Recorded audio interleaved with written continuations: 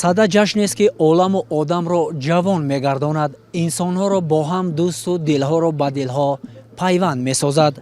ҷашни сада барои мардуми мо на танҳо хушнудиву шодмонӣ овард, балки як восита ва айёми созандагиву ободкорӣ буда ба пешрафту ободии ҳар як хонадон, шаҳру маҳал ва ҳатто ки дар ободии сарзамини биштосоямон мусоидат намуд.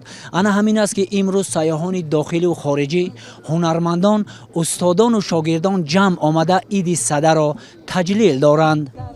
дар боғи фарҳангиву фароғатии устод абулқосим фирдавсӣ бо иштироки васеи тамошобинон, сайёҳони дохиливу хориҷӣ ва ҳунармандону шогирдон иди сада бо як шукӯҳу шаомати хос баргузор гардид. дар даромадгоҳи ҷашнгоҳ гулхан ки рамзи ин ид аст, афрӯхта шуда фазои боғ идона оро ёфта, дар ҳар гӯшаи он кишоварзон аз минтақаҳои гуногуни мамлакат маҳсули боранҷ парваридаашонро ки хоси он минтақа аст, пешниҳоди сокинону меҳмонони пойтахт ва сайёҳони дохиливу хориҷӣ гардонданд.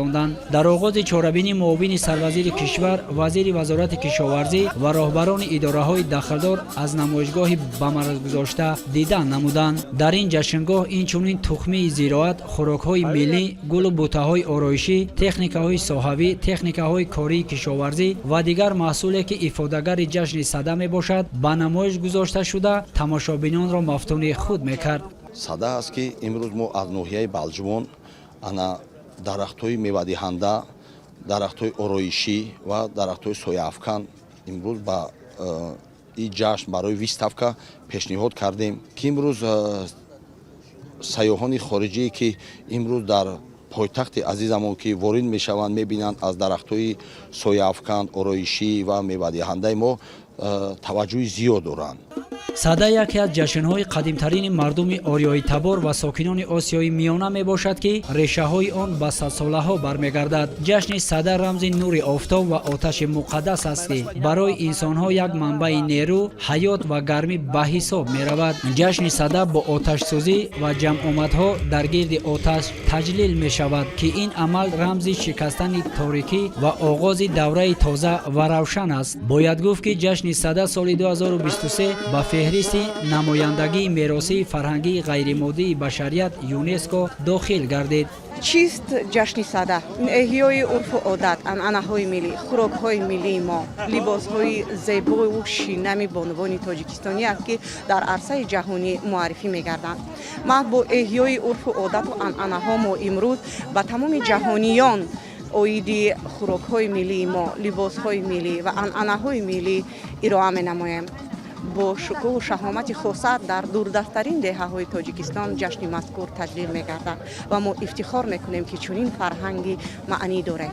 ин номинатсия муштараки тоҷикистон ва эрон мебошад. ин рӯйдоди муҳим 6 декабри соли 2023 дар ҷаласаи 18-уми кумитаи байниҳукуматӣ оид ба ҳифзи мероси фарҳангии ғайримоддӣ рух дод. дохил шудан ба феҳристи ЮНЕСКО таздиқ мекунад ки ҷашни сада унсури барҷастаи мероси фарҳангии зиндаи башарият буда сазовори ҳифз ва таблиғ дар саросари ҷаҳон аст. номинатсияи муштараки тоҷикистон ва эрон рамзи пайвандҳои амиқи тарихӣ, забон ва тамаддуни ду халқ буда ба анъанаи қадими ориёӣ бармегардад. ин ҷашн бо анъанаҳои дигар аз ҷумла оббозӣ ва тозакорӣ низ алоқаманд аст ки маънои покӣ ва навсозиро дорад.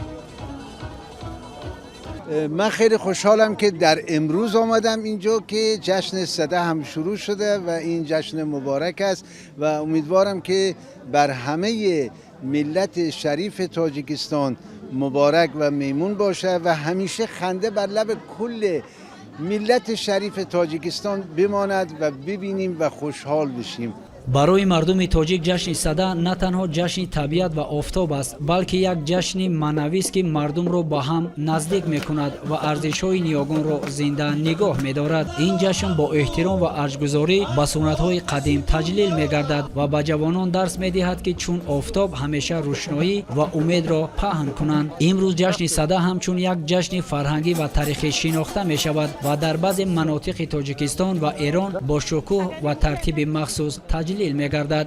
дар ин рӯзҳо маҳфилҳо ва барномаҳои фарҳангӣ баргузор мешавад ки дар онҳо фарҳанги ниёгон, ҳикояҳо, ҳунарҳои мардумӣ ва анъанаҳои таърихӣ ба намоиш гузошта мешаванд. ҷашни сада ба мо хотиррасон мекунад ки дар ҳаёти пур аз мушкилоту торикӣ бо нерӯи умед, якдигарфаҳмӣ ва нерӯи маънавӣ метавон ба рушду шукуфоӣ расид. ин ҷашн рамзи пирӯзии нури маънавӣ бар зулмот ва оғози давраи нав дар ҳаёт аст. дар анҷоми чорабинӣ ба хотири болидарӯҳии сокинону меҳмонон сурудҳо садо дода таби ҳамаро болидарӯҳ намуданд.